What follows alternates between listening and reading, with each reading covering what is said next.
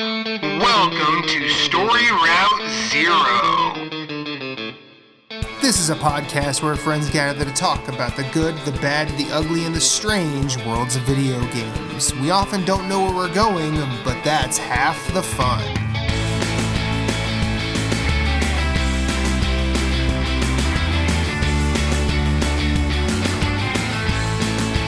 Come on the journey with us. Hit us up on Twitter at StoryRoute0. You can send us an email at StoryRoute0@gmail.com. That includes questions, concerns, comments, complaints, pet pics. Send us some recipes.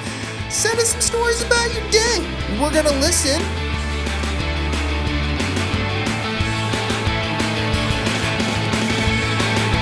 Podcast, start your engines. We have liftoff. Let's have a journey. The world is hollow, yet it's full of crap. Prepare to gamble. I give you a handful of chips and tips for what's to come. I cried a ton of tears, drunk a ton of beers, and that's fun at first, but learned to persevere throughout the years and kept my ears open, eyes scope, and mouth locked. Don't rock the boat if you can't swim, because there might not be anybody there with a limb to lend. Welcome to Story Route Zero, episode 36. Got it right. Thank you, Jason. That was The Far Side, their song, Why. We're done. It Gotta Be Like That. And they're one of my favorite hip-hop groups of all time. We talk about the video games, but first, we did have a guest lined up. Didn't really make too much noise about this, but there was a loss, and Zombie Kills. Our thoughts and prayers and hearts go out to you. Stay strong. Meanwhile, we talk about the video games, but first I got to introduce you to the three chuckleheads that decided to come along this ride with me. First and foremost, Transplant Masshole. How are you? I'm good. How are you? I don't want to answer that. Mysterious. I plead the fifth. No, I'm in a weird headspace right now that I will go into in a second. And both of them are taking drinks, so I'll just talk a little bit. Jason, representing Tony Hawk Pro Skater 1 and 2, or both. How are you? Doing well. Not going to ask how you are. How are the Jazz Hands? The correct answer is they lost in the Internet World Series in Blaseball. That's the answer. Again, we'll go into that later. Last but certainly not least, the mouth from the South. Moose, how are you? Doing well. Cool. How's everybody's weekend? Moose, thumbs up, thumbs down? Michaela? Jason? I need a third hand. Damn it, you could have had Reva just randomly. I know. You could have been like, Reba, come in with the third one. She doesn't know. she lets me thought do about this. it. I You did. thought about I it. did. There was But a pause. I'm gonna go right into it. This weekend we received our adoption book. So for anybody looking at it, like that's what will be sent to prospective parents. And I did this before the show. I'll do it again. For some reason, Jesus, I'm just dropping shit now. For some reason, this asshole made an appearance. Yeah. And You mean Jeff? Yeah. Him too. I was more referring to me. No, but yeah, so that came. So we are officially in the running for receiving info on kids to possibly adopt. So that's exciting. And that's been pretty much my highlight. I'm in the midst of like 14 days straight at work, so I'm a little loopy. I worked overnight. I worked basically 2:30 to 5 a.m. from yesterday to this morning, and yeah. So somebody else talk. Who wants to? Michaela, how was your weekend? Well, I can't top yours, but That's not true. You became an aunt. You got a niece. yes, I'm 6 times an aunt, step aunt. That's from the a distance. weirdest. That's the From a social weirdest. distance. That's the weirdest Commodore's song ever. So yes, I did do that. Otherwise, played the games, and I took advantage of the nice weather we've been having.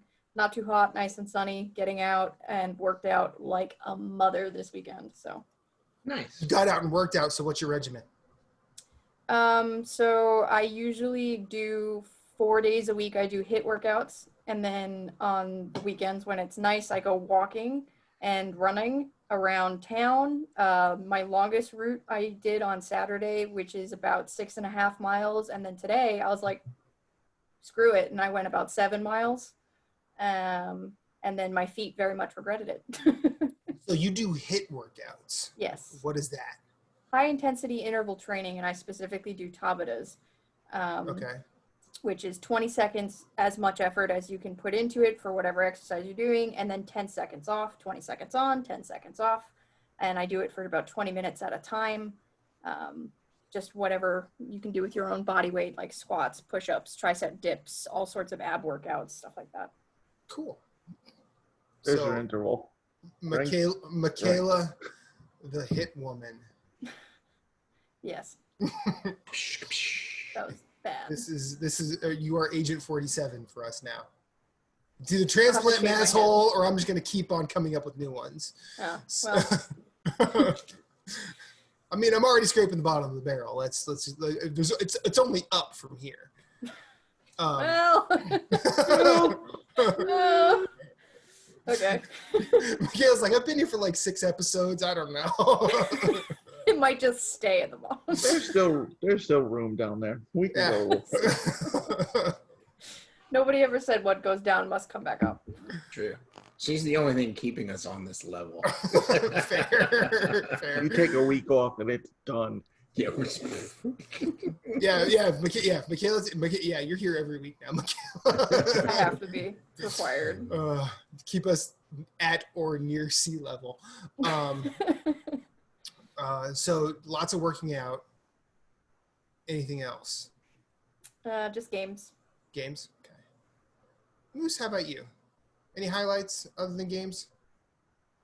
made a kick-ass beef stew today. Oh, there we go. For the Let's first talk. time Let's in the talk Instant about Pot. it. That was nice. It's very good. My brother-in-law is a beef farmer, and he's selling. He sells the majority of his beef to processing plants, or people who want to buy it and sell it themselves. But now he's starting to sell some of his own meat. So we got some beef stew and some ground beef for tacos later in the week, and Nice. I just threw it all in the Instant Pot and made a beef stew, and it's pretty dang fantastic. So what's your beef stew consist of? So this one was only carrots and potatoes. Usually I'd put like corn. It'd be like vegetable beef for me. Like it'd have corn, peas, maybe green beans. Sometimes it does, sometimes it doesn't. But Kelly and I were eating like corn and peas on our salads like all week, and then she threw it in the fried rice on Friday when she was like kind of being like, we have all this food and like we don't want to eat it separately, so like let's just make it into the fried rice. So we made it the fried rice, and so that was delicious. But I was like, we could have put corn and green peas in this, and she's like, no, we've been eating them already all week. So so I was kind of glad we just went. Oh, an onion. I had some onion in there, so I was just glad we went with potato and carrots. But it's quite tasty. But Awesome. other than that, just took the dogs for a nice walk this morning. They were happy, little campers. They were well behaved.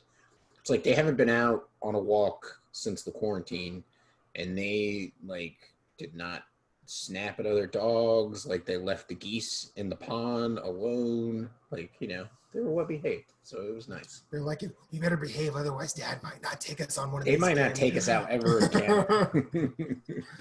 Now, so your beef stew is predominantly. So it was predominantly vegetables, but like also this time was potatoes and carrots. Do you do a gravy with it? I do like. What's your gravy situation? So like I do like some beef stock. Okay. This time I did tomato paste. Sometimes I'll use tomato sauce, and then Worcestershire, and I think that's about it. Spices, like So salt, like, pepper, are you going for Italian. a kick, a burn, or a tang? more of a tang. Okay. Like I don't like. We could do the burn because the wife.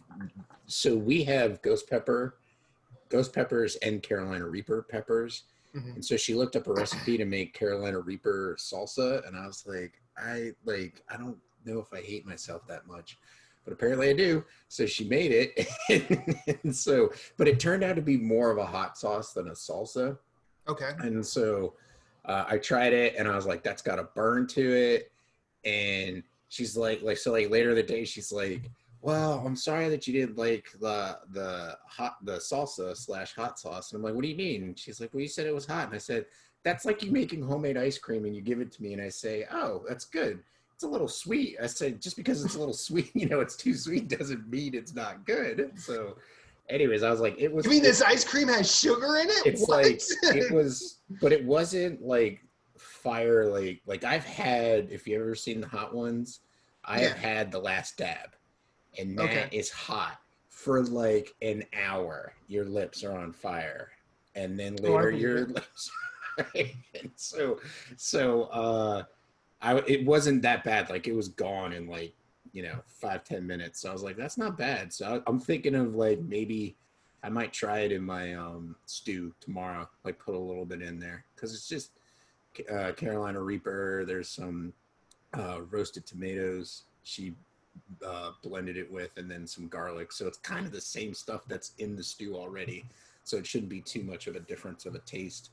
So I'll report back tomorrow on how it goes in there. But we have a bunch of them, and there's some that are still growing on both pepper plants. So it's going to be interesting. Some people go nuts with the spicy. Like our buddy Kyle.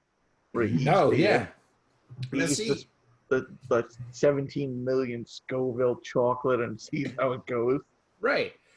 So here's my thing, and I told Kelly so she made the salsa before we went to pick up the beef for the stew, and we were like on the way down there, and I said I really think we would need to like kick up our spice game, not the intensity, but the frequency. So like bring it up a little warmer than what we do now, but use it more often to get used to the heat. I said, because that salsa, I'm gonna eat like one chip and then a half hour later get another chip. It's not like a traditional salsa where you're like, I'll have a couple of chips. Like this one's like, I'm gonna have a chip of this heat and this flavor, and then like wait 30 minutes before I have another one. And then eat the rest of the bag of chips, and then hopefully have like one left to have. Drink like a carton of milk, and then try again. Yeah, exactly. So, but yeah, it was good. If I have things too hot, I'm really like, I think I like spicy things, but also I recognize that I'm a white dude. So whenever I say I like spicy things, in the right ethnic company, they're like, oh, okay, so we'll make this. Sure you do. We'll make this nice and white for you. And I'm like, it's fair. It's totally fair. But like, also, I want to try and get better with it. And every time I think I have made progress, I will step up to the wrong plate and end up like Jar Jar Binks in episode 1. My tongue is numb. My tongue is numb. No, yeah. So yes, gotta be careful. you got a Jar Jar Binks reference here. But See, you said it couldn't go any further downhill. Challenge accepted. But like in Reba, she cooks predominantly like Asian influence cuisine. She can cook an Indian dish and everything, and she's really good at measuring like my level of spice. Like she'll be like, okay, I think he can take this. But I will say this: I would tell Reba that I would tell anybody, especially you, Moose, because you're in Carolina, her chili might be able to mess with you a little bit. I wouldn't be surprised. She's got a good chili game. I know my credibility is lacking because I'm from the Midwest, and I couldn't get any more boring and plain. But her chili is pretty phenomenal. When me and Jess were dating, we tried Korean fried chicken. Any of you have ever had this? Yes. I have not, but I've heard of it. Yeah, it's flash fried. There's no sauce. It's just baked in. And those assholes are bringing us water after water. It's like, no, I need milk, damn. 3 hours later, you're like, I feel fine, but my tongue is that. I'm good. Thanks for coming out with me. No, I had a good time. Would you like to do this again? I mean, I feel like we have a connection here. This is a good. Want to kiss? I don't. This is me imagining Jason as a not suave version of me. So, okay. I think we're to Jason now. Yes. We took the girls to the zoo this morning. Oh, nice. How'd that go? Good. Bless you. People are stupid, but yeah, like the zoo did a good job of spacing and like follow this line, follow that line. But they underestimated the people's ability to follow arrows on the ground. Not even words, just the arrows. Walk this way. To walk against that. But it wasn't that bad. You had to reserve a spot, so it wasn't crowded there. Girls had fun. 90% of the exhibits were open. Nice. So, yeah. What is Aria's favorite exhibit? She loves the touch tank. You can feed the stingrays. Ooh. Unfortunately, there was no feeding, but you could see them. And then, but she kind of like, as we passed it, ooh, monkeys, ooh, the leopard, ooh. Yeah. But no, it was cool. We saw 3 cougars like wrestling this time, which we've never seen. Yeah. Wrestling. I think Michaela and I thought the same thing. I saw it on your face, and I was like, "This is bad." If I'm having the same reaction as him at the same time. Yeah. Wrestling. Is it bad, or are we just friends? I mean, it means I'm coming down. This room down here is warm. So if you lower the bar completely, I have snacks. Well, okay. Yeah, we had a good time, and I binge watched the first 3. Well, but the first 3 episodes of The Boys came out on Amazon, so I watched that. Yeah. Friday night. I've been seeing a lot of trailers for The Boys. What is it? It's a superhero show, but the superheroes are assholes. Like, they know they're superheroes, and they're just total dickheads. Most of them. It's hyper violent, super inappropriate, raunchy. Is it good? Yes, it's okay. Yeah. Okay. Yeah, it's a lot of fun. Okay. And it has Carl Urban is one of the main characters. Who else? Most of the superheroes aren't known actors. I mean, you might have seen them in like bit roles like in other TV shows, but nobody's like super up famous. Simon Pegg was in season 1. Okay. He was a huge fan of it. It's based on Garth Ennis's works. So if you're familiar with him, you could tell the violence level. Okay.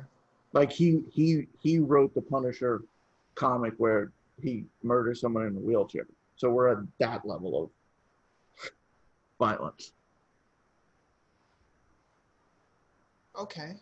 Maybe the guy in the wheelchair deserved it just because He he's did. in the wheelchair. He did. I mean, yeah. But it's over the top, not like violent, like uncomfortable. It's more like over the top, like okay. Like he's gonna blow up someone's head. Like you're gonna see it in like it's gonna be like, oh, that's gonna be like that scene in Scanners where you watch that guy's head explode. Just like okay, all right. Yeah.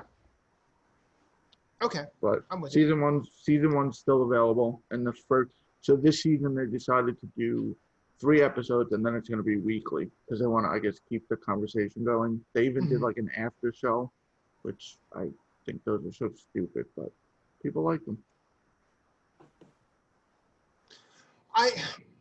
So I think with like the after show situation, like there's a lot of people tend to have a lot of thoughts about things, and a lot of them, especially like the general TV watching public, tend to be like, oh, that was really cool. I want to talk about how cool it was, but then they don't really, that's like very surface level. And I think a lot of those after shows are to help the general public sort of go a little bit deeper. Now you could bring all sorts of literary and philosophical references to a thing, and all of a sudden you're having a different conversation about it. But I've watched some of the after shows on a second watch because a lot of times they do like a special preview. I don't like previews for TV shows because I tend to not be a fan of it either, because I feel they always, and it's always out of context, but they show something that you're like, wait a minute, and then when you finally see it, you're like, okay, that makes sense. But it's like, okay, now I know someone is gonna bite it or something's gonna happen. Like, and usually with the after shows, they show like an extended preview, and I'm like, no, I don't need to see that. Yeah. But I've watched like second runs of shows, and I'll watch it because you get like extra tidbits, like cool facts, but not during. Sure, that makes sense. Plus, it's weird with this because it's like I watched 3 episodes in a row. Like, at least I know when The Walking Dead started, you'd watch it live, and it was right after. So. Yeah, and that show launched a series of those and a cavalcade of podcasts and all sorts of just ancillary content coming from all directions about that show. And here we are 30 years later, and The Walking Dead is still going.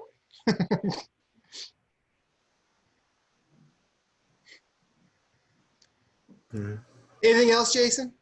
I hope I didn't just shit all over your parade with that. I apologize. No. That's about it.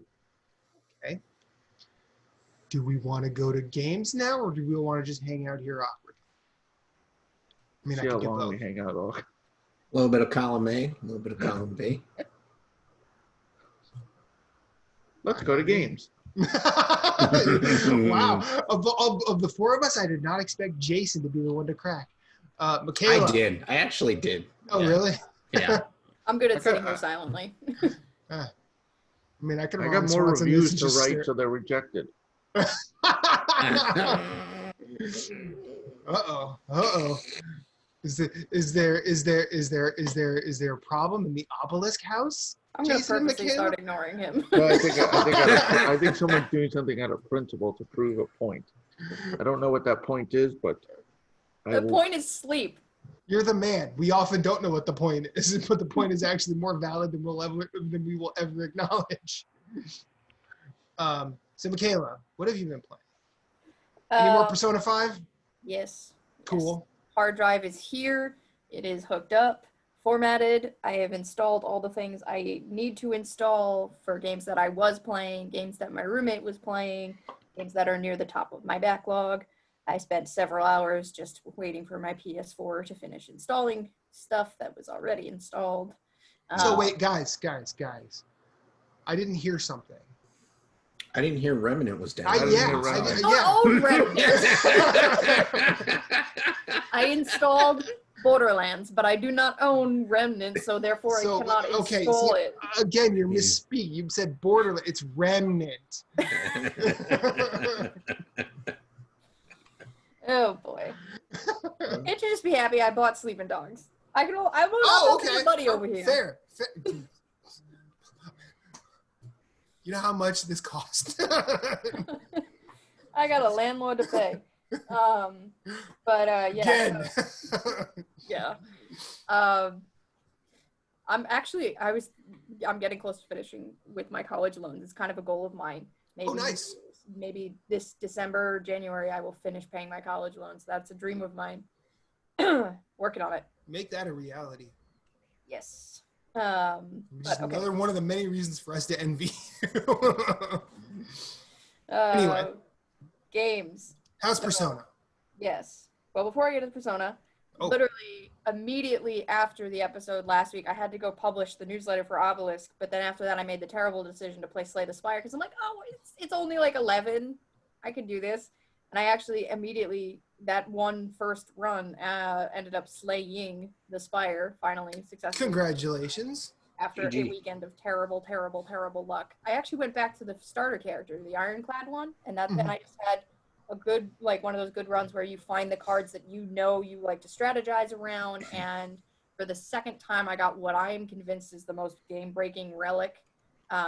In 15 hours of gameplay, I've only encountered it twice, so it's not super common, but it's the Pyramid, and it makes it so that you don't discard your hand at the end of your turn.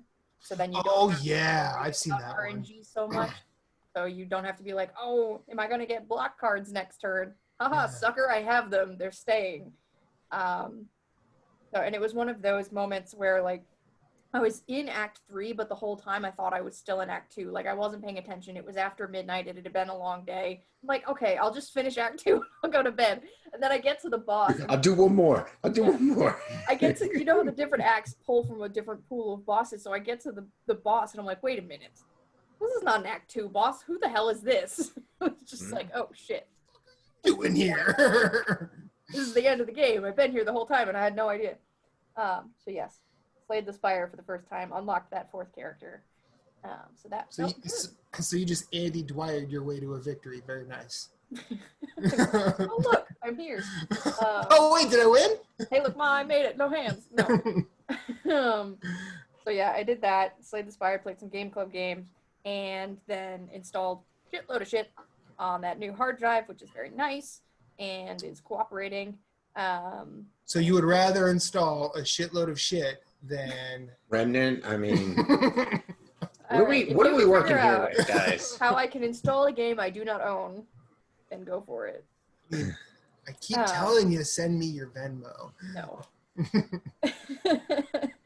And then I played Persona predominantly this weekend. So I did the Fifth Palace. I did that in one calendar day, which I felt very happy about. That always feels good, especially since the Fifth Palace is probably my least favorite. The boss was a huge pain in my butt, as usual. It's one of those bosses where he's super weak, but he summons a bunch of waves of enemies that you have to get through before you can get to him. It's one of those situations. But if you don't kill the wave of enemies within a set number of turns, they explode themselves and then run away, and the wave starts over, and it's very annoying. That's some Darkest Dungeon ass shit right there. It is some Darkest Dungeon ass shit right there, except with robots. So did the Fifth Palace. I am currently in the Sixth Palace, which is a very big pivotal moment for the game. It's when you catch up to the game's frame narrative, because you start at a certain point in the game, and then the rest of the first like 5 palaces are actually a flashback of you relating the events of what's brought you up to this point in time. So I am working on the Sixth Palace at this moment. So I am close to November in the game. And I have maxed some confidants, which is good. Worked on a lot of trophies. I have like 75% of the trophies, and I'm in Palace 6 of what I believe is 8. I think there is an 8th palace in the royal version. Okay. I based on some stuff I won't talk about for spoiler reasons. And I managed to, I did the same thing I did in base Persona 5. I picked the same female confidant to romance because I'm stuck in my ways. Well, Makoto's a good choice. Yes, she is the best choice. Like I think I would say Makoto is probably the most age appropriate choice. Yes. I like Makoto. In terms of characters, I really like some of the other characters. Like, I really like Futaba, but she's very much the little sister to me. Yeah, Futaba's weird. Like, Futaba feels weird to romance. Yeah. But I like her character. But, yeah, in terms of characters, yeah, I go for Makoto. And then I actually changed my my profile pic on my avatar. It's no longer Nil. Nil's going to take a rest after about 3 years, and now it's Makoto. because something that Royal does is after you beat the first palace, and now after you beat the fourth palace, they email you codes for free Persona 5 Royal avatars and dynamic themes Nice. for all That's the cool. different characters.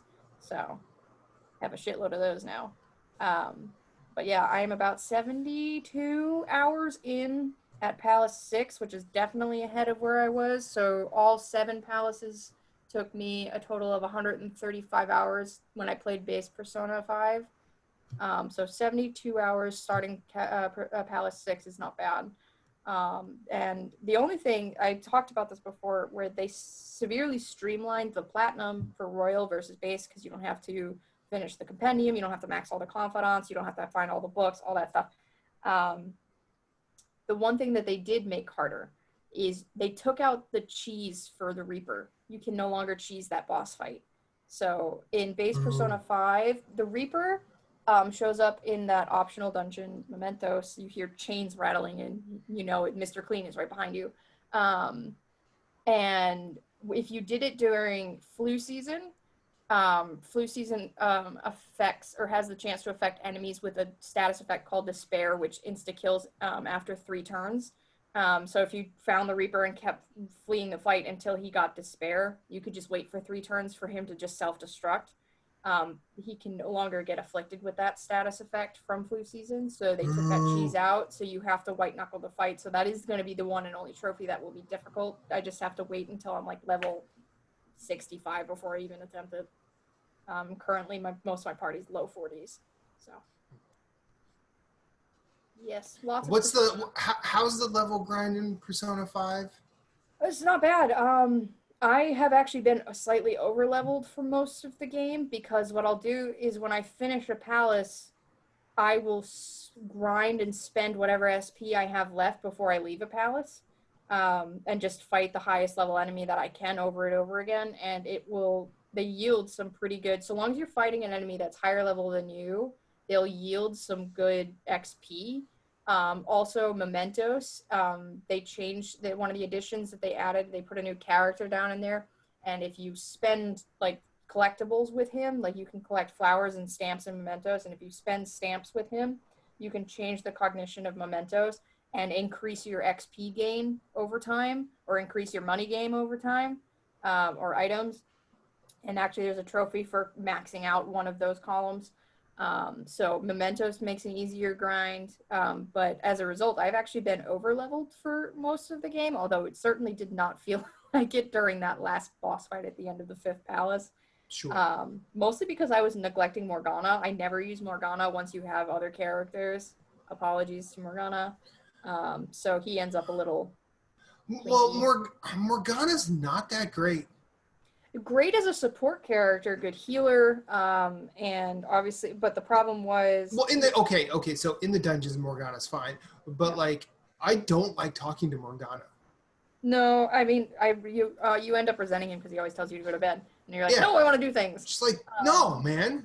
No. Books ain't gonna read themselves. But I did the entire 5th palace in one day, but with a full party of just all the girls. So I had Haru, Makoto, and An in my party the whole time. But when I got to the boss fight, like I was talking about those wave enemies, the first wave is weak to fire, so that's An. Second wave is weak to Sai, which is Haru.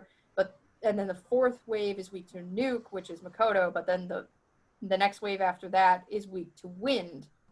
And while I can try to do it with just Joker, I couldn't take the line of robots out with just Joker fast enough before they would explode and run away, and then it goes over and over again. And also, did I mention that the fight is on a timer? You have 25 minutes to do the whole thing.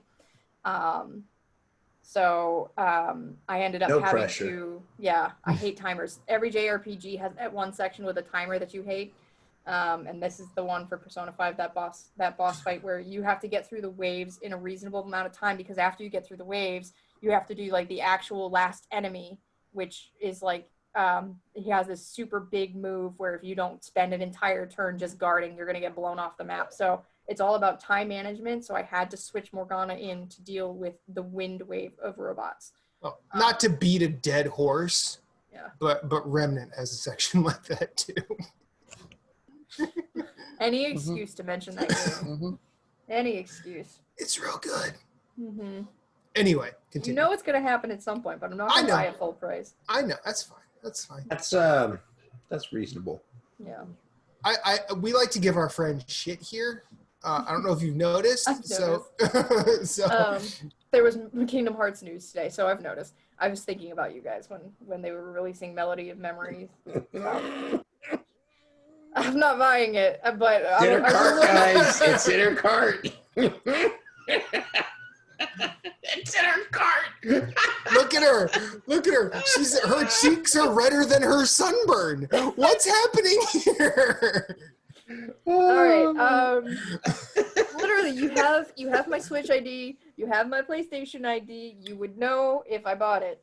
Kayla, look at me. Look at me. Yes. Look at me. Look at me. Oh, the sunglasses are down. Look at me. Yes. Look. Did you buy Remnant? Or I'm not Remnant.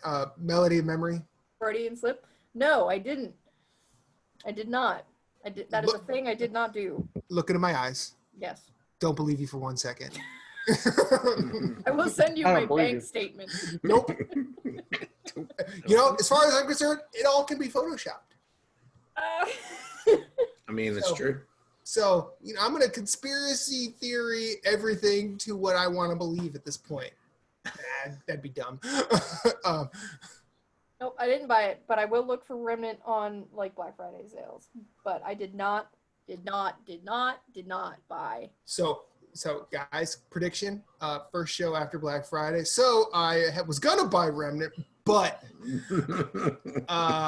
Melody of Memory was like $10, so I got that. That's not making it to Black Friday. That's going to get bought before Black Friday. It's already in the cart. You know what? She's going to cave. I am not. I don't want a freaking rhythm game. I have no rhythm. I have no soul. I meant you're going to cave on Remnant, because I was about to go, if you buy Remnant, I'll play a Persona game, but I was like, no, she'll cave before that. It's unnecessary. No. The problem with Melody of Memory, not only is it a rhythm game, but it comes out probably what will be the same week as the supposed next-gen consoles if they're still happening, which is bad timing on Square Enix's part, but whatever. But you're not buying a next-gen console because they're going to get delayed. Well, we'll see. But Sony keeps sending these teasing emails to my damn inbox. I need to stop reading them. And then you know what Sony's gonna do? You know what Sony's gonna do? Hey, you want a PS5? We're gonna give you Melody of Memory with it.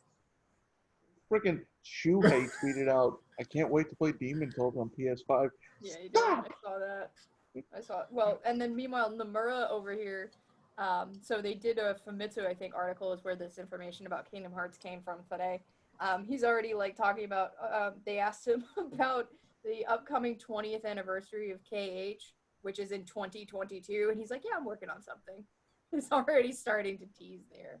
Like, why? Nice. Good for him. 2022. Calm your tits. Good for him. I'd be like, yeah, we're working on something. You know how long games take to make. Yes. This Melody of Memory was apparently in development for like 2.5 years, like during Kingdom Hearts 3 development. I believe it. Yeah. Remember, I expect the Obelisk review before the end of the year, just so you know. I'm not even primarily a reviewer. With that attitude. I know. Okay, somebody else played games, didn't they?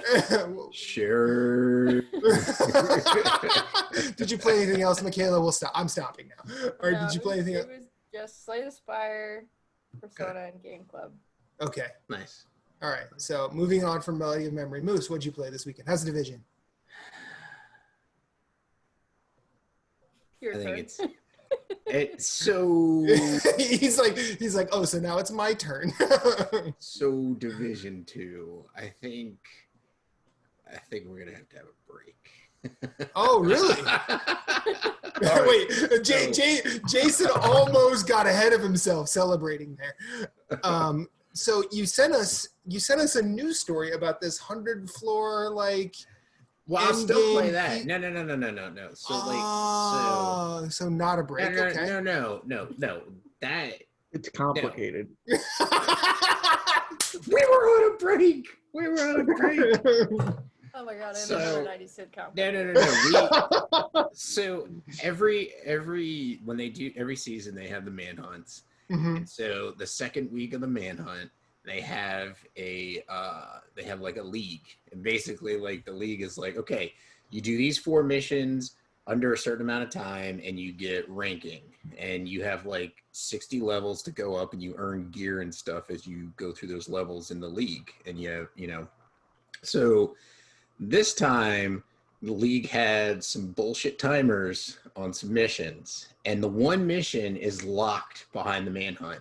So, like, if you do it and you don't beat the mission in time, you have to go through clearing every manhunt, which is like a crap ton of missions, a lot of control points, a lot of bounties. And so, like, luckily, I figured out that it was locked behind this before Marco completed it, because I already did it, and so did our other buddy we play with, Muffins. Muffins also beat it, and like I told, because Marco wanted to play it, he wanted to complete it by himself, and I told him, and he's like, "Fuck that!" He's like, "Y'all can come play with." He's like, "We'll do this together." It's like you have to beat it in like 15 minutes. We beat it in like 20. There was like no way you could beat it in 15 minutes, and so like we all like were like extremely pissed off, and I'm like, you know what? I don't need this level of anxiety. So I think like this is the last week of season 2. I don't know what they're doing with season 3, but I feel like I'm not going to play like on a weekly basis to like grind for gear. I'm just going to jump in, do the manhunts, try the 100 skyscraper thing. But I was playing Remnant today. Okay. Which was a lot of fun. And I'm actually enjoying it. So I'm going to switch over to Remnant. I'm sorry, what game was that? Can you repeat it for Michaela?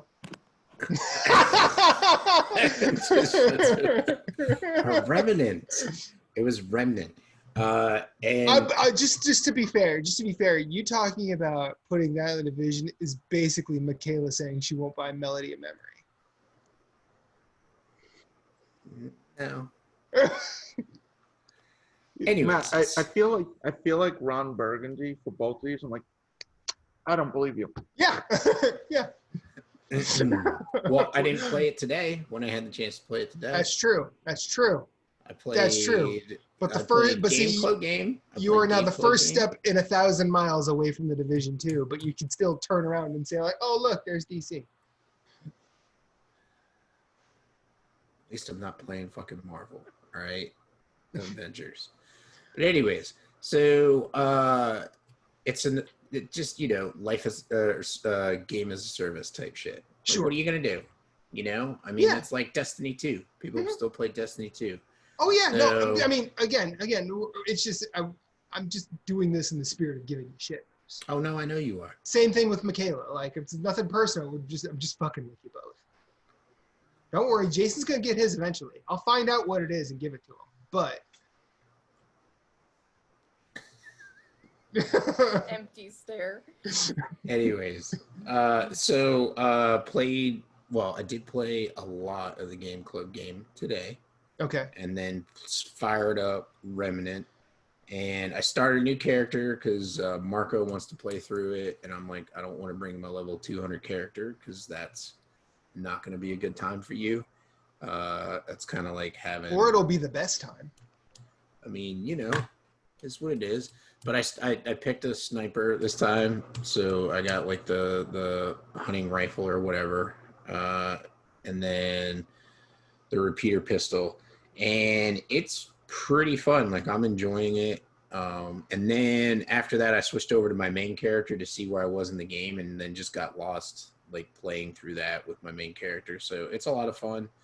Having a good time. I'm like, man, should I switch to this weapon, that weapon, whatever? And I'm like, nah, I think I'll stick. I have the assault rifle, so I'm gonna stick with the assault rifle and the submachine gun as my pistol weapon, and just go from there. But I'm on the hunt for, the coin and the wedding ring, Jason? What is it? Yeah, I love how he shakes his head. What's that? Yeah, the coin and the ring. Yeah. And the when ring. When you say the coin, it generates a reaction from Jason. Well, I thought he was shaking his head because I was wrong. I was like, no. That actually, no. You're right. but like going after the coin, it sucks. But anyways, it really sucks. So I think I really want to try and platinum the game by the end of the year. So gotta try and put a lot of work into that. And that's been pretty much, wow, that has been it. That's been it. Oh, Mario Kart. I played Mario Kart with my niece and nephew yesterday. Destroyed them, like you're supposed to. Yeah. So they did not have well, all right, so here's the thing. Like, this is the funny thing. So my nephew was complaining about it last time we played. He was like, it keeps wanting me to turn this way. And so when I was playing with him, the last time I was using my 8-bit do controller, and this time I was using my Joy-Cons because I didn't bring my controller with me. And I'm like, it's doing the same thing to me. The freaking motion controls are on. So like I'm sitting there in the chair with the controller like tilted to the right because that's the way it's resting in my lap, and like that's causing me to turn to the right, and so I'm having to overcompensate. So finally turned off motion controls for everybody, and everybody had a better match. But you're not a real gamer if you haven't played a racing game where you turn your whole body to turn. That's true. I do that sometimes, but like I was pretty sure I do that playing Spelunky. If I jump, I lean forward a little. Get over it. But, I ducked in real life, so of course that arrow shouldn't have hit me in the game. Right. I ducked for you. You should have made it. But yeah, so played that, some Animal Crossing, caught some bugs, some new fish, Oh, I completed my museum as far as the fossils go. So the fossils are done. So now I just get to figure out what they are and just sell them. But I don't think I'll ever complete the fishies. Not with that attitude. Or the bugs. Well, I've already missed like every month's a bunch of the bugs for every month since the game came out, because I don't play it at night, and a lot of stuff comes out at night. Some stuff comes out when it rains, and it's just like, this is just ridiculous. I ain't doing this. So. But that's pretty much it. That's what it's been. Cool. Jason? I played a couple games. Couple? I guess it doesn't mean he, ladies and gentlemen, he didn't play a couple games. He reviewed a couple games. No. I like how Michaela's like, no, he didn't. No, and she has this smile, like a sense of self-satisfaction, like, no, this not. That's next week. No, more Warcraft. I tried out Super Hot VR. It's really cool in VR. I've only played it in normal. In VR, it's pretty fun. Yeah, nice. Pretty badass like, in VR. One of the first missions, there's 2 Uzis on a table, and there's actually a trophy for it. So I instinctively grabbed the Uzis and just went like this to spray, and a trophy popped. I'm like, yes. Nice. Goaty. Nice. After the Vita issue, I decided to load up a Vita game that I didn't finish the platinum for. So I loaded up Reverie, the Zelda dungeon crawler game. I played this like 2 years ago. Yeah. I remember you were talking about it on NGP. Yep. Yeah. So I was like, oh, fresh start. This platinum's not done. So I loaded that up. Unfortunately, I have to start from the beginning, but luckily it's a good game, so I don't mind. Yeah. Okay. Yeah, that's good. What else? Oh, I tried Spellbreak, the new Battle Royale game. I don't know if you guys heard of it. Is that a free-to-play game, or do you have to purchase yes, it? Yes, it's okay. free to play. I'm thinking about it because I like that idea. You're a spellcaster. It's not guns or anything like. So everyone can cast like frost or fire or poison, and it's same concept though. There's this magical storm is everywhere. It just closes maps. Like they could come up with a more unique way to shrink the map, but there's a storm. You have to be. I actually won the first match I played. Nice. It was like victory. I'm like, okay, I'm done with this game. Yep, I can retire. Complete. 1-0, done. 1-0. No, it's interesting. I'll probably get bored of it. I don't think it has much. It's not much different. I mean, instead of different guns, you have different spells to cast. Okay. Now is it something like you start with a whole bunch of spells right out the gate, or Yeah, is it... everyone has a base set of spells depending on which one you pick.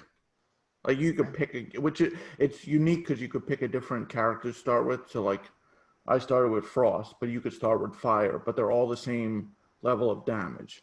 But then like all the others, you find crates, different types of gauntlets drop, which give you different spells. But you're only whatever gauntlet you pick up. If you pick up a fire one, you can't do frost spells anymore. Okay. So you're kind of locked in until you find. But you can find like upgraded ones. I did think a cool feature was when you know how in like all the battle royals you pick up all the loot. The loot tooltips actually say upgrade or your item's better.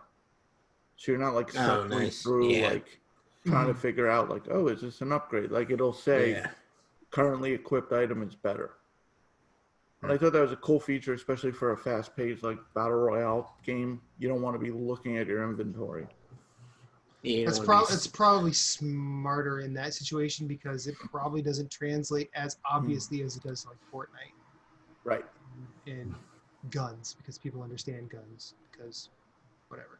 Yeah. And I don't know if it's because it just came out, but I was only able to do squads, three-man team. It was locked to do solo and duos, and I played for about 2 hours. I mean, I did enough matches, so it never unlocked. Didn't this release like 4 days ago? Yeah. So we'll see. I might revisit it. Probably not, because like all battle royales, I try it. Okay, I'm good. Yeah. Especially considering I won. I mean, yeah. What else is there to do? Yeah. I played one game of Team Fortnite and won, and I think I've played Team Fortnite once or twice with like Moose and other people since. I'm like, I've been to the top of this mountain. I'm good. I'm not gonna lie. I'm interested in Fortnite's base game. I've been interested. I don't know why. I want to try it. What, the Save the World one? Yeah. Yeah. I've heard that that's actually super fun. Wasn't it supposed to go free to play eventually? I think it already is, isn't it? Or is it just the Battle Royale? I think the Battle Royale is just...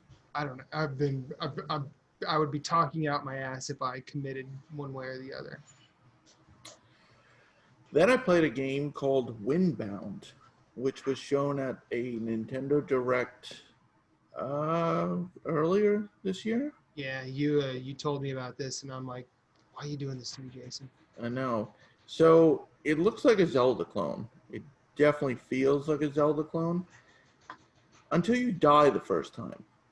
And then you respawn and realize, oh, we're in a roguelike. I had no idea going in. And similar to Moonlighter, only the items in your held section remain. Oh, okay. And then you start from the beginning. But it's a survival game in a way. You have to eat. It's not as drastic, but you have to build a boat with supplies you find. You go to different islands. Like there's an overall mission to do. But every time you die, you only keep what's in your, like Moonlighter, the first row. The top row. That's in your pockets. The rest is in your backpack. Yep. But like, there felt natural progression. Like I built a spear, so it was equipped, so it's automatically held. I died the first island, then I was able to kill some of the wildlife, which got me.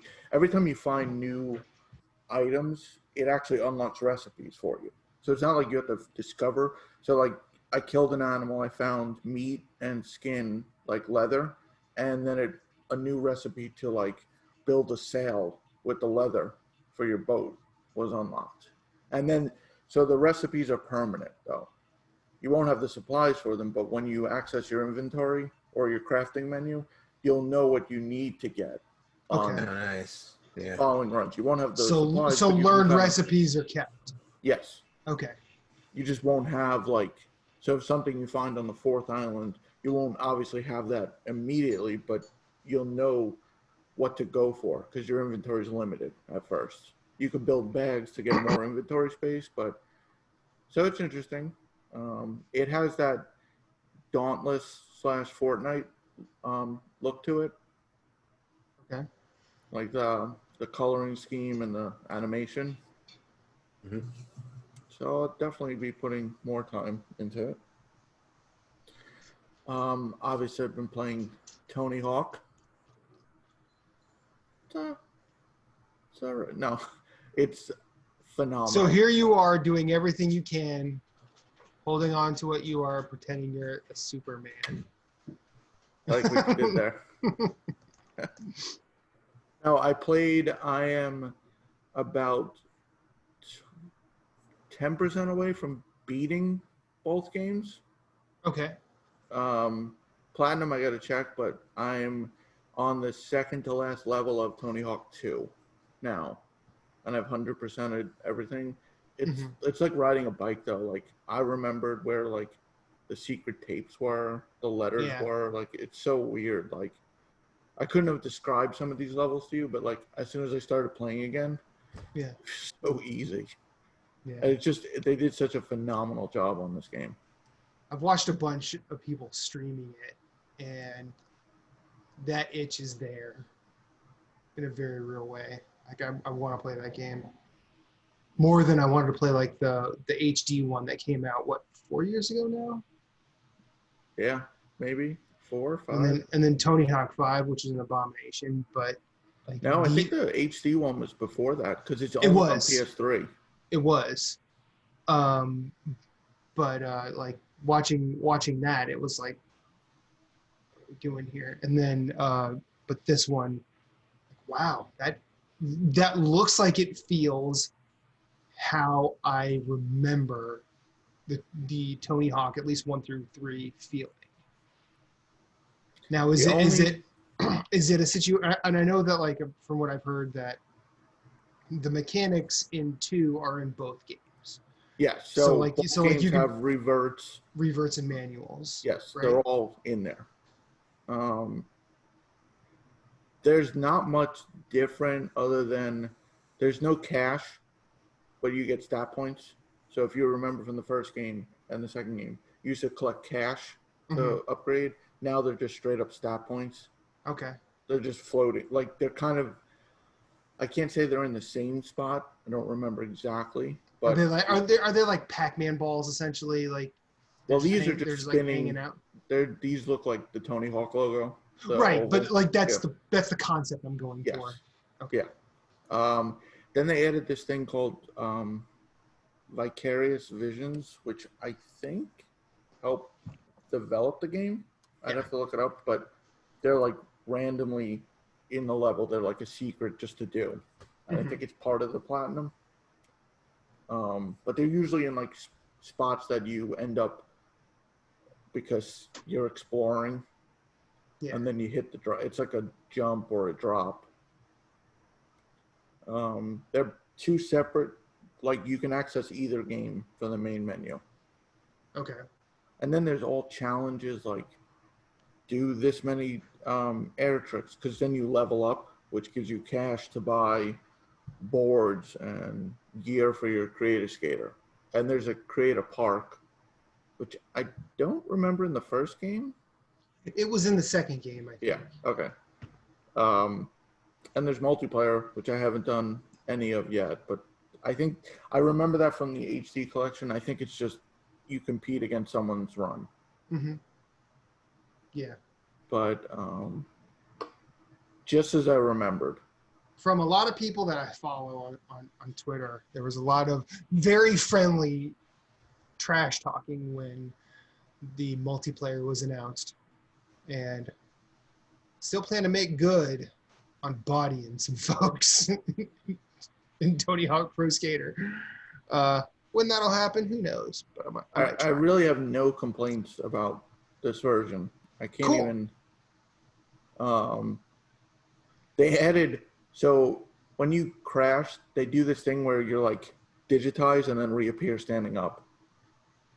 It's Nice. like a weird, but I can't think of anything wrong. I've had so much fun. I mean, it just came out and I'm almost done. But it's what I expected it to be. Blitzed this game pretty fast. When I first started the warehouse, I got all the goals in the first 2 minutes. I was like, oh, I guess I was in a party and Moose goes, someone's played that game a lot. Yeah, I did. Yeah. Which I mean, the warehouse is a small level, but yeah. I was like, and I played a ton of it in the demo, but the goals weren't there. But I was just like, oh. Well, I remember. Well, there's an interesting sort of. I mean, I don't want to call it a tutorial, but there's a certain thing that level did even back then. You're like, it just sort of introduces you to the loop and goals and challenges in just doing a run. Yeah. Very, very organically. Yeah, pretty much everything's in the warehouse in some form. Yeah. So when you go to the next thing, you're like, oh, wait a minute, I saw this in there, and this is kind of what I had to do. And almost it was as close to like a Super Mario Brothers World 1-1 situation where it teaches you everything you need to know, and then eventually you can, advance and add on to it and get better. I made a joke, and now that I think about it, it's true, because Jeff was like, and I'm still stuck on the first level. I'm like, it is a platformer. And yeah, it is. Kind of is. Yeah, it really is. It's a 3D platformer. I mean, essentially.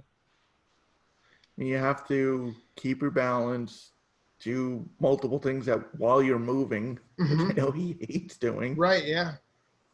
Yeah, he does not like that at all.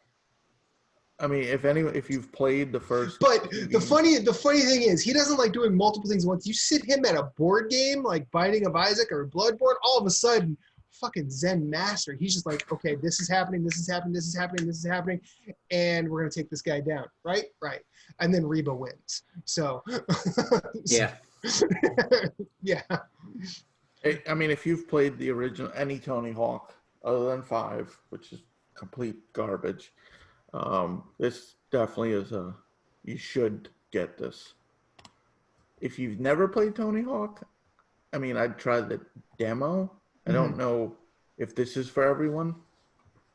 And I don't want to say it's the best skating game because I haven't played the others. But this was always my favorite growing up. Yeah. So it's a faithful recreation that just plays so much better. Because that HD collection had a terrible load time. A faithful recreation of 20 years ago. Yep. And then some. Although I did go through and delete all the new songs. Why? You can go, because I just wanted to hear the ones from 2001. For all the olds in the back, apparently. Yeah. You know what? Late 90s, early 00s, some great music. So not arguing that. But like, give the new people a shot. Give the new people a shot. That's fine. Let them have their moment. I think part of me did it just to see your reaction, because that's fair. I mean, that is, if I know you, and I think I do, I'm not surprised. Because normally I don't really care about music at all. So just doing that to take a dig at you was just kind of worth it. And I got the reaction I expected. Good. Glad we're here. Fucking asshole. Anyway. And the other game I'm playing on Switch is Fury Unleashed, which is also a roguelike. I wrote a piece at the beginning of the year on my website that probably no one has seen, and that's fine. But ever since then, you have been on a tear playing roguelikes, and I am proud of you. I didn't know this was a roguelike either. Usually if I played the demo. And I didn't like it. Then why'd you buy it? I didn't buy it, actually. Get him! Get him! No, Do you research games before you buy them to know what they are? Michaela, No, I didn't sweep buy the it. leg. Sweep the leg. This is payment for Remnant and Melody of Memory. Sweep the leg all you want. I didn't buy this. I was given the code by the developer. I didn't play the demo long enough to really It may not be as fun, but sweep the leg anyway. I didn't play the demo long enough to make a fair assessment. I believe I said when I played the demo, this game sucks. But to be fair, I played for 10 minutes. Now I can't stop playing. Okay. This is more like I made the comparison for Neon Abyss that is like Metal Slug meets Binding of Isaac. This looks more like Metal Slug. Yeah. This looks like Metal Slug and Salt and Sanctuary had a kid. Like that's what this looks like to me. Just the look. It's not as dark as Salt and Sanctuary. There's definitely some more, color in the palette, but this. We talking PlayStation Vita Salt and Sanctuary dark or just normal? I mean PlayStation 4 where you're able to see it at all. This is fun. I will say the roguelike element, it's definitely one of the slowest burns. You don't feel progression. Like, I feel Neon Abyss, you feel more progression quicker. This one's definitely, some of the upgrades don't, I don't think they affect the gameplay as early on as much. But then once you get going, it's almost like the previous tiers, then you realize, oh, okay, this makes more sense now. But okay. The style is really cool, and so you've gone from this game sucks to well past liking it. You love this, right? Mm-hmm. Cool. Maybe I'll submit a review. Maybe I'll ignore it. It's like awkward Wimbledon over here. Anything else, Jay? No. Okay. Well, I got some bullshit for y'all. Let me tell you. Let me tell you. So, in terms of I don't want to say actual games, but in terms of games you play with a controller versus not. Sure. Okay. Fine. Yeah. That we can go there. Things you play with a controller been pretty much a holding pattern for me. Still playing Neon Abyss. Still play Spelunky every so often. I fucked around and entered Mobile Suit Gundam Extreme versus Maxi Boost On tournament. I'm sorry, what? Mobile Suit Gundam Extreme versus Maxi Boost On came out July 29th. It's a very cool looking giant robot game that I picked up and have not really had a chance to play. So I decided, I'm gonna enter a tournament with some people who know what the fuck they're doing and have a bad time. Well, matches have not started yet, but I have a partner who has said, I'd like to get in people's face way too much. And that's fair. But this game is really fucking fun. It's a 2v2 fighter. And basically there's 130 or it's either 135 or 185 different mech suits across 40 years of Gundam history in the game. 40 years, Jesus. It's a great looking game. It's some of all my favorite pilots are in it. Amuro Char, Camille, Hero Way, everybody that's anybody in Gundam is pretty much there. You could nitpick and argue about some absences, which I have heard and I understand, but that's not me. That is fun.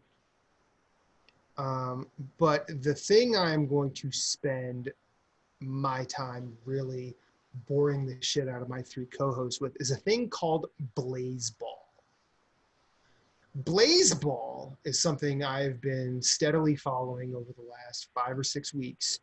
When I first heard about it, it was just after season 1. Blaseball is a web browser thing. It's a web browser cultural event, we'll call it. It's at blaseball.com. And when you go to blaseball.com, you see this, and I'm going to read it from the website. Blaseball is baseball at your mercy. Baseball perfected. Our players are inhuman. They play by day and night, rain or shine. They never grow sick. They never tire. This is our gift to you, the fans. We hear your prayers at trade deadlines. We suffer your designated hitter debates. No more. Democracy returns to the national pastime. Each week, you vote and to remake the league in your own image. Everything from rules to rosters is in your hands. Of course, votes aren't free. Cash is king, so do what you do best. Gamble. Betting is allowed and encouraged, but parents fear not. Your currencies and credit cards have no value here. Blaseball deals in its own dollar. Seasons run Monday to Friday. The postseason runs on Saturday. On Sunday, we rest. Your first vote is on us. The fate of the league is on you. Rejoice, play ball from the Blaseball gods. So, what Blaseball, the best way I can explain Blaseball to anybody is, has anybody here ever played fantasy any sport? Mm-hmm. Okay. Imagine playing a fantasy sports where A, you don't pick the teams. You don't have to watch the games, but they happen anyway. And then add weird, bizarre bullshit to it. What do I mean by weird, bizarre bullshit? Well, at the end of each season on Sunday, there's an election. I'm not going to go into what's going on now because I feel like that's too far, but I feel like talking about what has happened in the past it can sort of post like hints to where things lead. On the election ballot, there are decrees and blessings. Blessings can either hurt or help your team or the rest of the league. Decrees are league-wide effect that can happen. And, you know, most votes at the end of each Sunday changes the season, changes the league for the next season.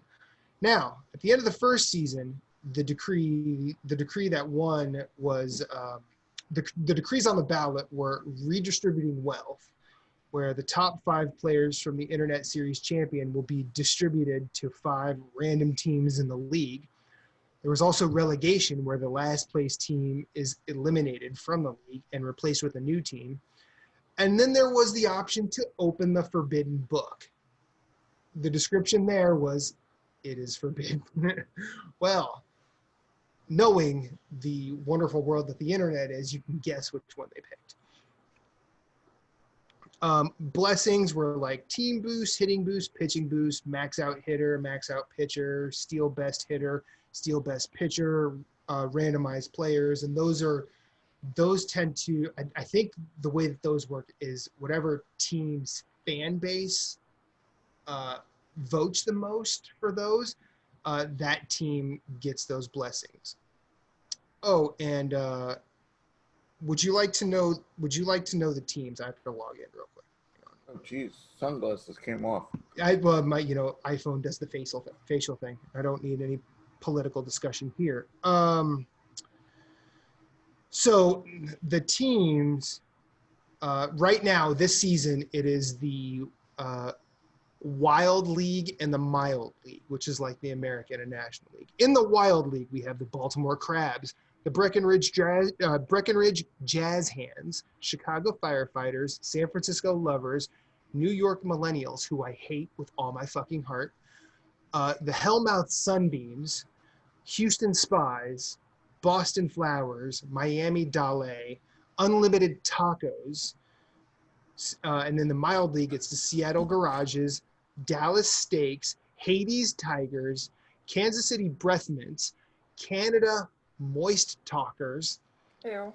the Philly Pies, the Charleston Shoe Thieves, Yellowstone Magic, Mexico City Wild Wings, and the Hawaii Fridays. Real quick, most of these are random. I love that there's the Houston Spies. I wonder what that has to do with.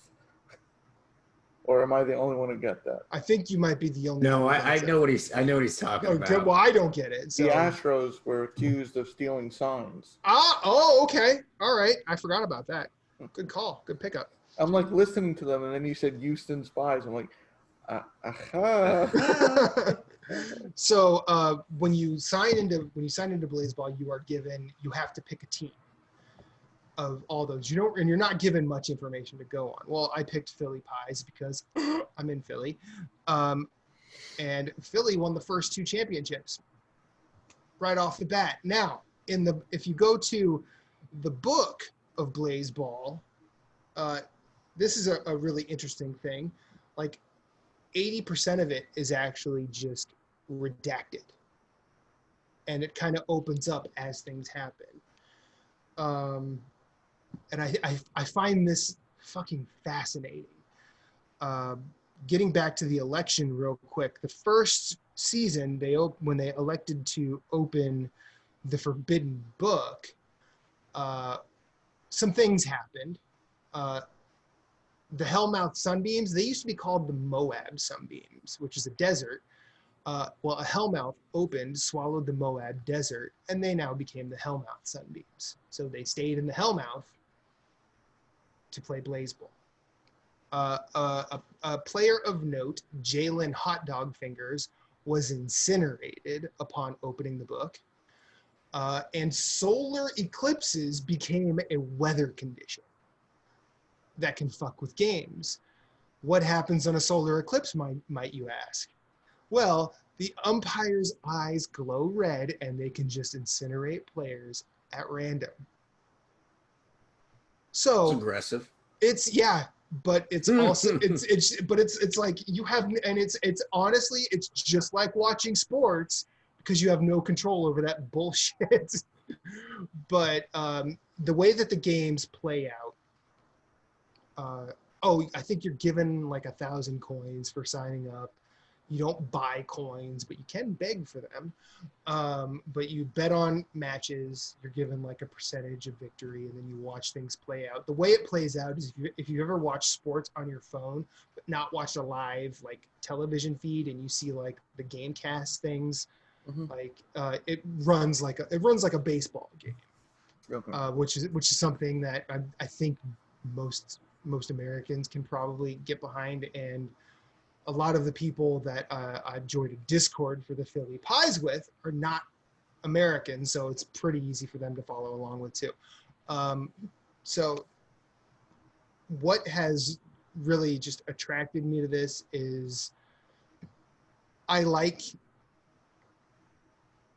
the short answer is I like chaos, but also I like emergent stories, and a lot of emergent stories seem to come over a day of games or over a week of a league season, and it tends to be super fascinating, especially once playoffs hit. Teams have quit. I mean, we're in season 5 right now, so after season 3, or no, we're in season 6 now. After season 4, they took 2 weeks off, and because like they had a server issue, and there was a peanut fraud scandal, which I'm gonna let y'all look that up on yourself because that's fucking wild. But teams have developed their own like fandom. There are full Wikipedias on certain players. Fan art has driven a lot of the looks of these. And as far as I'm concerned, Jessica Telephone, the masterful batter for the Philly Pies, is the athlete of 2020. She carried the Pies to 2 titles, then was taken away from us to Hades, fucking Tigers, which I'm not mad at them. I mean, it was the Blaseball guys that did it, not them. She carried them to 2 titles in a row. She couldn't get it. She came back to Philly. Couldn't get it there. Couldn't get us there, but that's fine. Blaseball gods giveth, the Blaseball gods taketh away. But as long as those fucking New York millennials don't win, I'm all right with it. But this game has developed its own personality. It is so much fun to have these talks with people like you're watching an actual sport happen. Like in the Discord specifically, it's like, okay, how are we gonna vote to get us these good blessings for the next season? How do we keep Jessica telephone because we don't want her leaving us? It is very fun. There's still so much to understand about it, and the the people behind this, are keeping it fresh the entire time. Season 2, one of the decrees that won was peanuts. So now you have the ability to purchase 1,000 peanuts and eat 1,000 peanuts one at a time, however long that may take. And it takes forever to eat a peanut. It seems like, I think the little animation you get is like 5 seconds long. But you can purchase a peanut eating squirrel that'll help you devour peanuts even faster. So every time you click the peanut once, it eats 2 peanuts. And it still takes for fucking ever. No one knows what the peanuts mean yet. But in the Blaseball book, if you eat, there's something about eating 1,000,000 peanuts. It's very vague. But they've said, y'all are on strike too. So apparently 2 million peanuts have been eaten. And we don't know what happens until 3 have been eaten, because I'm assuming 3 strikes and we're done. Also, there was a decree adding a 4th strike, which is the same as 3 strikes, but there's 4 when you are in the lower 20% of the league or something like that. Philly Pies haven't been that low, so I've never seen it in play. This game has taken over my life in a weird way, to the point where, like, if I'm watching Parks and Rec with Reba or whatever TV show, I'm looking at my phone, checking the Blaseball scores. It has been a wonderful 5-6 weeks that I have been following this, and it keeps being just super rewarding and super engrossing and just fun to just dig into, especially because there's a you never know what's going to happen sort of situation, and it's really just, it's engrossing. And I think, like, there's certainly those who know quality to it that may seem niche or really out there upon first glance, but the minute you dig into it, grab some sand and let that sand run through your fingers, it just sort of washes over you once you start learning. And I know that I don't expect anybody else here to follow me down this weird hole, but Sorry, football comes back on Thursday. I'll see you later. Well, I mean, that's fine, because really, Fair. I mean, if it makes you feel any better, these matches aren't really televised. They take 15 minutes. They start every hour on the hour, and there's 99 games in a season. So the math there is Monday to Friday. It has just been completely wonderful, and I like that. I like the inclusivity that's come along with it, the way people have sort of foisted bios and ideas into it that don't lean it any certain way. And, you know, it's just like any piece of music or any game or any movie you might watch or any TV show. If you're willing to sort of give yourself over to it, it can be rewarding.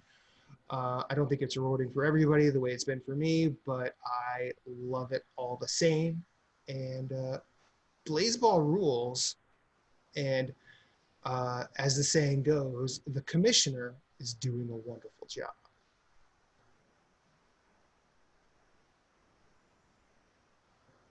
Now that you are all stunned to silence, and definitely dumbfounded. I can see it. I can see it on all. Like, what the hell did Matt just talk about for what seemed like 5 hours? Just got one question for you, and I'm surprised that Jason didn't notice this earlier. But what the fuck's going on with your face, man? Are you Jason? Is our little boy gonna grow up? Is he trying to grow a little? Like it looks like he's trying to grow some facial. Oh, you mean facial hair? Oh yeah, I haven't shaved in 3 weeks, so this is what happens. Yeah. You could have just said I hadn't shaved. I'm a man now. And then left it alone. But you said in 3 weeks. Well, see, yeah, this was always the running joke in the last thing, and even at the beginning of this thing.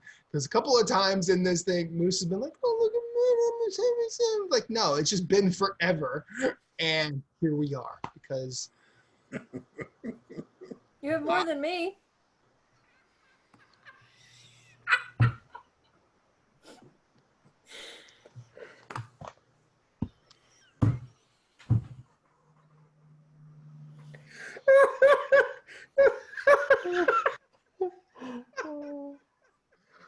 Matt, you're not gonna cry. I promise.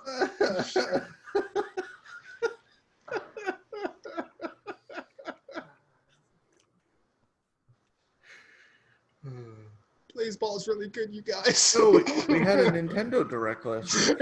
Yes. Is that Fuck, what you did want to we? call it? Mario Direct. We had a no, it wasn't even really like, hey, Nintendo said we released a YouTube video. Here Yeah. you go. Yeah. Which was interesting and confusing and cool and confusing. And Okay, so all right, let's It was confusing. there's some confusing shit there. Well, there was the time. I'm pretty sure a lot of it has been clarified at this point. But what Michaela? I'm gonna start with you on this one because you seem to have the strongest marketing brain going on here. What do you? I mean, Moose. I'm not saying you don't have any. I'm saying she's better than you. Fair. So, you've been in our Facebook chat saying, "What are Nintendo doing? What are Nintendo doing?" And I'm pretty sure I've done a bit of defending, but my intent has always to not be super sycophantic about it. But what are your thoughts here? From a marketing perspective, there was none. Like you said, they just woke up one day and were like, "Hey, morning, YouTube video. Did you see it?" So it's weird that they weren't even teasing. Like I don't know if they know what hype is or how it works, but they could have been like, "Tune in tomorrow for a special announcement," or something, anything. Or they just could have like tweeted a picture of Mario with no context and like everything would have been. And put like a stir. date and a time. Yeah. Mhm. You know. You know, or even if it was just like a GIF of like Toad or something, you know, something random. Like so there was Do like no... a Game of Thrones time. It's a me. I'm a coming. Yeah. So there was no hype meter. They did not promote the event. They just, like you said, dropped a YouTube video. Mhm. And then they, in terms of answering consumer demand, they are, obviously, except for people who are diehards for Galaxy 2. But they're putting these Mario games on the Switch that people have been asking for. There's been rumors all year, maybe even since last year, about the 35th anniversary and what they're going to be doing. So that's good. They are answering consumer demand. But I'm not sure how I feel about this limited release thing. Especially limited digital release. I understand limited physical release. It's a tough year for production. You want to drive demand. You want to make collectible items, etc. There is no reason to make a limited digital release other than to stop making money on purpose. My theory on that was March, whatever, each of those games is $30 individually. So then you have $90 versus $60. The only thing it can be is something incredibly anti-consumer. Well, now, if anyone but Nintendo had done this, oh man, it would be the rage of the universe as far as social media is concerned. But it's Nintendo, so everyone's like Mario, and then there's like one person like, what the fuck? Mm-hmm. But they're the drowned voice in the crowd. Yeah. So from a marketing perspective, they didn't market. It's anti-consumer, but they're going to make a lot of money from a marketing perspective and not a gamer's perspective at all whatsoever. I think gamers are going to make more money. Have you looked at eBay? Yeah, the scalping is Holy nuts. It's annoying. I hate it, but it always happens. Like, unless Nintendo are the ones scalping it themselves, and this was their business model from the beginning. It could be. It could be. They might secretly be doing that, but no, they're not. But it's just like, I, as a marketer, do not understand any of this, and the only reason they can get away with it is because it's Nintendo and they're untouchable. Yeah, I agree wholeheartedly with all of that. What were Jason? Actually, no, Moose. You're the other marketing brain here. What are your thoughts? I think they're batshit crazy, but they are anti-consumer. I think I agree with Jason. It's got to be something like in March where they're just going to be like, okay, here are the games. I think it might be something where they're like working on other titles and have other collections. You know what I'm saying? Like they're like, okay, we don't need this collection anymore because now we're going to have this collection with maybe more games or different games. You know what I'm saying? Mm-hmm. But then again, it's like, why not just keep the digital version of it? But then again, that's the whole like FOMO thing where it's like fear of missing out. Like, you know, buy it now, buy it now, buy it now. I paid off the physical version and have it come into the house the day it drops. I didn't pay a penny for it, so that was nice. But anyways, because I love Mario 64. I want to play it, and I don't want to have to buy a Wii to do that, or a Wii U. You know what I mean? Right. So, I think they could have did a better job, like we were saying, with like, hey, tune in tomorrow. Here's what's happening. They don't even have to say what's happening. They could have just been like, tune in tomorrow for a special announcement. Boom. And then, you know, that could have been it. Like, I think the internet would have went on fire with like predictions of what was happening, you know, the next day. Like, they could have even just been like a big announcement. They could have like spilled the whole beans and been like, a big announcement's coming tomorrow, you know, and people could have speculated on what it was. I don't know. I thought I watched the video. Some of it looks pretty cool. I still like, I agree that March 2021 date of it ending is really weird. I saw a tweet the other day where apparently the Mario Maker website had an event related to the 35th anniversary, like dating back to like April. So like, I saw that. I think it was actually May. Like it's been pushed. Yeah, but they pushed it like so far. Like it's crazy, and it's like, well, what? I can understand like for the physical version, you know. So you're kind of like, all right, well, we'll hold off on the. If I was them, I would make a bank this whole time. You know, if the game was ready, I would have put the game out digitally. So the game is digitally. We're working with our suppliers through the coronavirus, and we will let you know when we have physical copies available. You can pre-order them here, here, and here. And then, you know, they could have been making a crap ton of money on this by now, you know? But I don't know. It's just really, really weird. Nintendo just does really weird stuff. And I see it. I didn't really notice it before because I had like either an Xbox or a PS4, and I haven't touched a Nintendo console since a Wii U, and then I sold it like 2 weeks later because motion controls suck. They're stupid. Motion controls are stupid. But anyways, so what are your real thoughts? They're trash. There we go. That's what it is.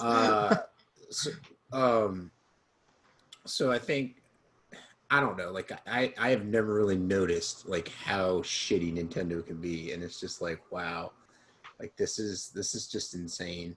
Like, but I don't know. I mean, I think a lot of what I've seen about the Disney Vault shit. Yeah, because they are being compared to that because it's like it'll disappear forever. Or it'll go back in the vault and you don't know when it's coming back. And it's like, well, you don't need to do that because you're Disney and your product. You have like everybody loves your cartoons. Everybody's gonna buy it. Mm-hmm. Like, you know what I mean? So I don't understand. Well, and now they have Disney Plus. So like all your shit's on there anyway, so it doesn't matter. Yeah. Jason, any thoughts? Yeah, I mean, limited physical makes sense in a way, especially if they were signed. Issue, yeah. Yeah, it could be, or it could be like something like Limited Run does it. Yeah. Like it's a production, or maybe the developer signed it. These are like collectors, but the digital and like for someone like me, like I played Super Mario 64, love Super Mario 64. I'd be on board immediately. I didn't play Sunshine and Galaxy, so I don't know what I'm missing. But like if I miss the opportunity to get 64 again, since there's really no, I mean, obviously you can get emulators, but there's no other way to play Super Mario 64 unless you own a Nintendo 64. So go away. Also, is it only me or is it weird that like I get like, oh, releasing today or releasing November 1st. It's like a week after the Direct it releases. Like they couldn't push that date up or held the Direct off like 1 week. Like releasing today. I would have been like, drops too. I would have been like, you could pre-order this or you can order this now. Yeah. Like, I would have just waited. It's strange. I think the people complaining about Galaxy 2, I don't think you have a great argument. They're releasing Galaxy. You're not going to get all the games at once. No. If their strategy is to eventually release them, fine. Like people, that's just the internet being, oh, but I like Galaxy 2 better. It's like, well, it's going to happen. Well, maybe. Maybe that's what's happening in March. Yeah, like I mean, I think that's probably the play. Like there are a couple of things that made me genuinely happy. Like they're putting out 3D World again, which is basically I think that's the last exclusive from the Wii U that anybody would want to play. I'm gonna crap on Xenoblade Chronicles X, but there's a fandom there that wants it. Yeah, there is, but like, sorry, 3D. I know comparing a 3D platformer to whatever the fuck Xenoblade Chronicles X is probably apples and fucking dragon fruit. But 3D World is a better game. 3D World is probably one of the probably best, a more accessible game too. It's one of the best 3D platformers ever. Take Mario out of it, it's top shelf Mario 3D platformer, but this is one of the best ones of any type that I can think of immediately. I'm interested to see what sort of expansion they're doing with that, because I played that game, beat it, and then never really went back, but always wanted to. But by the time Switch came out, I'm just like, you know what? Breath of the Wild, I'm playing it on Wii U. I need to get a Switch for this. I beat it on Wii U, but then I bought it again on Switch because, that's me. But games are good. Yeah, I mean, good games are good, and I'm glad this one is going. I'm glad folks like Moose will get to play 3D World because he missed the Wii U. I don't know Jason or Michaela's. Didn't play it. Didn't have a Wii U. I'm not a big Mario person, and I skipped all the Wiis. I'm going to admit this right here and now in this conversation. Fine. I am not a huge Mario person. That's fine. There's nothing wrong with that. I mean, as long as you play Remnant, I think we're going to be okay.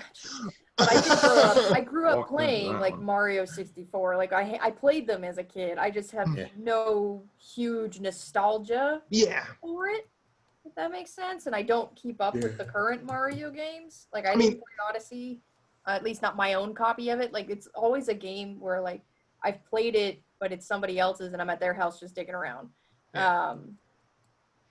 No big for my Italian brother from another mother. Not my shtick. Cool.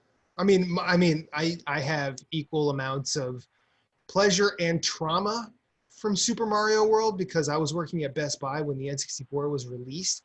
It was my first job, and Black Friday that year was Probably batshit. terrible. Yeah, I had to. What year was that? That was what, 96? Black Friday used to be even worse than it. I was Yeah. 2. Yeah. All right then. Other than the Moving along. limited run. You know, the facial hair thing, I could have gotten. Other than the limited run, I think they announced some cool things. Yeah. I don't understand though the limited run Mario 35. I think that'd be a cool thing. Like they saw how Tetris 99 took off. Yeah. Why can't they have that permanent? Or even like a special event in Tetris, like, or why can't it just be a standalone permanent? Like Mario 35 is kind of nefarious in itself because fans made that game, what, 2 or 3 years ago? And Nintendo shut it the fuck down, like they always do. And I get it, it's their property, whatever, but like they're shutting it down, and then I think like the smart thing, or at least the good-natured thing, would have been like, hey, remember that Mario 35 thing? We brought those people here to make it for us. yeah, and that's limited too. Which but, and the limited run digital thing, I am all the way with you on, because that's fucked. I'm worried that they're going to do something like we've already talked about what they could be doing. They could be repackaging these. There could be another package coming that they'll want people to buy. It could involve Galaxy 2. They could buff up the graphics or make some of these games widescreen that are not currently widescreen, especially later games like Galaxy or even a Mario Sunshine, which is a GameCube game. I'm also worried that they could pull some shitty moves and move these to the online service after they've gotten people to pay for them through March. I'm worried that they're going to do something really, really, really shitty. And if they add to it, it's already $60. You gonna add a fourth game and not charge more?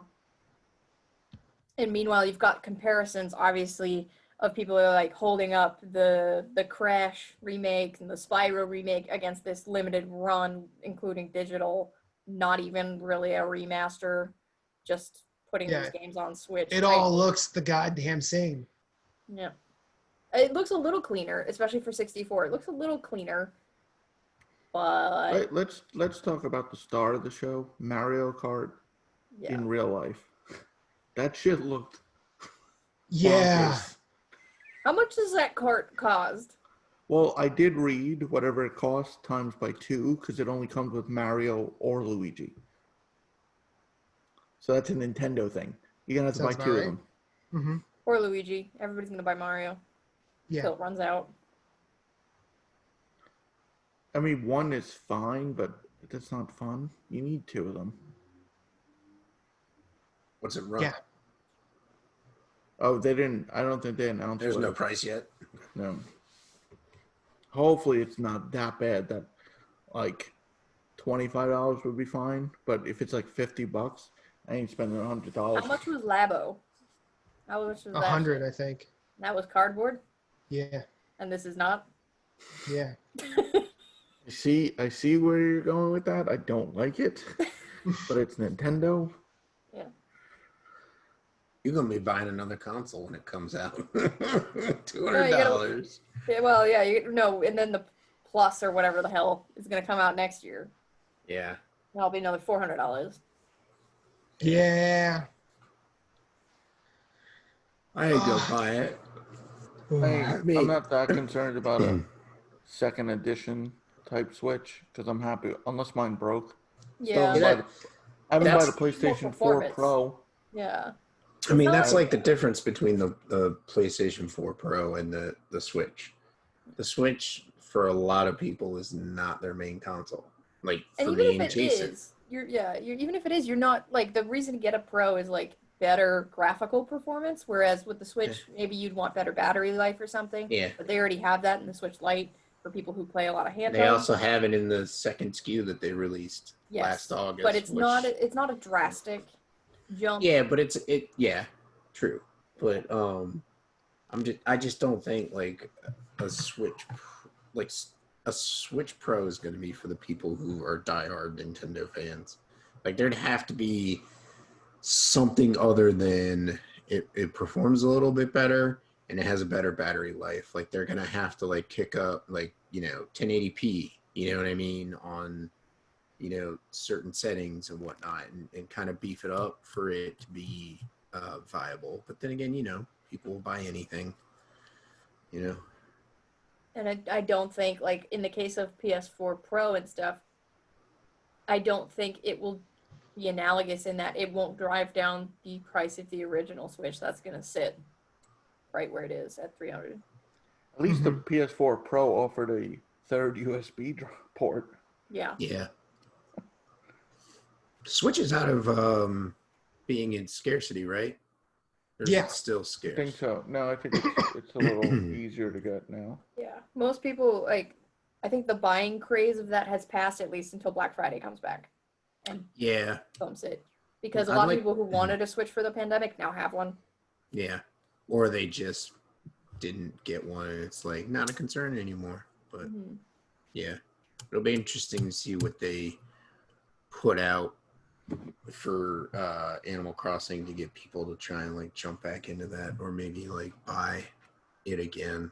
Or I don't think they'll even have to. I think if Best Buy does a decent deal on it or something for Black Friday, they're just gonna sell. Yeah.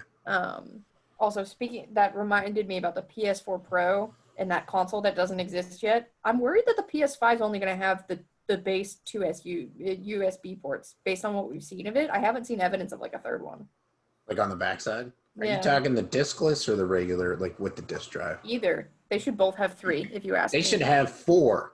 Yeah. Like they should both have a minimum of 3. I'm worried that they're going to have 2. What is this? 2006? Come on, guys. Come on. Like, I retweeted a tweet today where it was like, I wonder how loud the PS5 is going to be. Yeah, I saw that. Oh, that was Imran Khan. This was so annoying. I was so mad about this last week. There was the Twitch thing, the chat awards or whatever the hell they were doing last week. Did you guys see this? No, it was some sort of like chat awards where it's like a fake awards show where the chat votes on like best characters of the summer or whatever, and they were streaming it on Twitch. And they were like, oh, something about PS5. And then Twitch was like, PS5, like the actual official Twitch accounts. And there was this girl who was one of the hosts, and she had what looked like a PS5 in the background of her webcam. And I literally was like, okay, I will turn this on and I'll leave it muted while I'm playing a game or something to see if I'm going to miss whatever the hell this is. And I'm going to be so freaking mad if that damn thing is cake. It was cake. It was a PS5 cake. She literally cut it with a katana. It was a cake somebody made professionally to look like a PS5 in her background. I was like, I hate people. They need to fucking announce something with this stupid thing. Yeah, this is dumb. That's dumb. So there was a cake.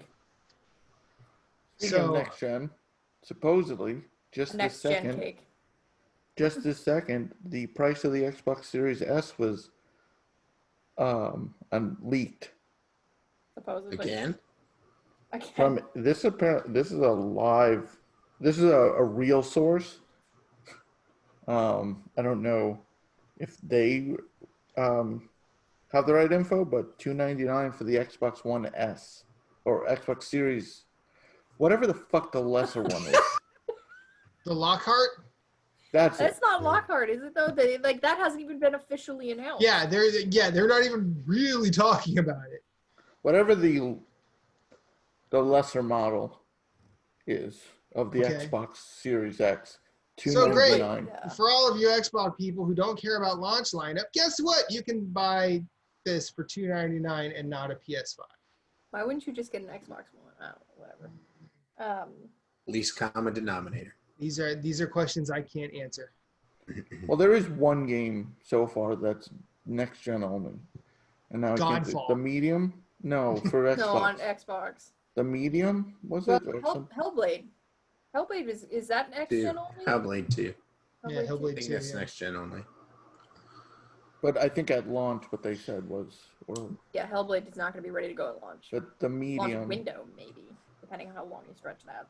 Speaking of Microsoft, how big are these windows? We're talking bow windows, like bathroom windows, bay patio windows, doors, like like cell block windows, industrial mall, like when the entire the wall is windows. Jesus. Yeah. That'd be funny. The launch window is the entire year of 2021. Launch window. Like in the release parts, you have to put the shit together. Yeah. Modular consoles. They've been talking about it. They've been talking about it. Sorry, Moose. Sorry, Moose. I'm sorry, Moose. Go ahead. Yeah, I was saying, like, we're talking about Microsoft. Did y'all see that they're actually putting out a VR update for Minecraft? Yeah, that seems weird. I was Minecraft like, PSVR. I was like, wait a second. Okay, so y'all are playing. See, this is why I'm thinking like Microsoft is just gonna be playing ball with all their games. Like it might be like we'll do it exclusively for a year, but then their game will pop up on other consoles. You know, all Obsidian's games, like because that's just so much more money that they're cutting themselves out of, and they have already shown that they don't care about the hardware. You know what I mean? They've already done Game Pass. They're like, play our games everywhere. Play them on PC. Play them here. Play them there. So I think that that's like a step in the direction of them showing us that they don't. It also could be a genius idea because if they get a cut of that, even though it goes to PSVR, they have Minecraft property. So what's it to there? It's like, oh, well, whatever they sell, we still get a percentage. It doesn't. They might not even be handling the VR support. And it's like, okay, yeah, whatever. Did we cover everything from that Nintendo thing? Mario Kart. What about the little watch thing? Oh, that's actually pretty cool. The Game & Watch thing, that does look kind of nice. It does look cool, but that thing's going to be limited as hell. They have a clock that plays Super Mario Brothers. That's kind of dope. Let's be real. That's going to sell. That'll sell like the NES Mini did. Yeah, the NES Classic, yeah. It'll break like Target's website. You won't be able to find it. And then they're like, no, we're not going to make any more. Yep. That makes sense, though. Those are collector's items. Those are things that only a certain slice of the audience is going to buy, and they're going to go crazy over it, and that's how the hype cycle is going to work in their favor. That limited edition, like the Game & Watch shit, makes sense. Right. Well, see, the cool thing about the Super Mario Brothers All-Stars before was that it was so limited. Like, because no one, it just seems like no one had it. Like the original Super Mario Brothers All-Stars. But they didn't say like, oh, this is only available for a certain time. Yeah, it's out there. It's on the N60 or the SNES. Yeah, it's like, and you know, I actually went and played that because I never played the Super Mario. I didn't realize they changed Super Mario Brothers to a Super Nintendo game for that game. Like, and it's kind of impressive. So I beat Super Mario Brothers again because you know you can fuck around and do that. But I feel like, yeah, I don't get the digital thing. And then also, I'm pretty sure they've clarified this, but Galaxy, you have to have an OG Switch. You can't have a Switch Lite and do it. Now, because y'all didn't play the Wii, there was a way to play 2 players in Galaxy, where the other player had a Wii nunchuck and could grab all the stars and fragments for you, and it was a motion control thing, and it was actually pretty easy to do single player, but because of the motion control with the Switch, you can't have a Switch Lite. You have to have the detachable Joy-Cons in order to do that. Well, you can just buy Joy-Cons. I don't know if you can sync them to a Switch Lite though. I don't know. I thought you can. I'm saying I don't know. That's all I'm saying. I don't know, but I think that's very fucking confusing.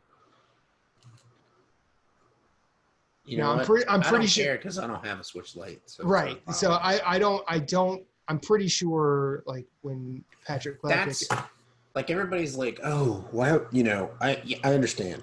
I understand like people who want to buy a Switch Lite because they're only portable and all that stuff. But like it's not just being able to dock the system. The biggest seller of regular Switch over Switch Lite is I don't have to worry will this game play on my console? No, every game will work on the Switch. I don't have to worry about, I don't have Joy-Cons, so how am I going to be able to play this game on my Switch Lite? Like, now I got, like, Speaking of it that, just works. Apparently Galaxy, they adapted it to be touchscreen on the Lite because there's no motion controls. If you remember if you've played Galaxy. Okay, well that'd be cool. Well, because the Joy-Cons are attached and they can't be moved. Because they didn't they had to clarify that after because people were like, so we can't play this on the Lite? Mm-hmm. So I guess it's going to be touchscreen. But I thought you could still sync Joy-Cons to a Switch if you wanted to, like, put it in a stand and be able to play, like, Mario Kart with another person. I think Or am I just imagining things? I mean, no, I think you're right. I think can. if you just had a Lite, you're not going to, you probably wouldn't buy $70 Joy-Cons. Right. Also, but the other thing is, how many people do you know who only own a Lite? I don't know how many people have that as their only and primary Nintendo Switch console. I think it's very likely that a lot of people have both. I know people that have Switches. I don't know if they have Switch Lites or not. Well, I know more people who have both because they were interested in the tech. I would say, and I'm talking about people who play games regularly, not like a parent just buying a Lite for a kid.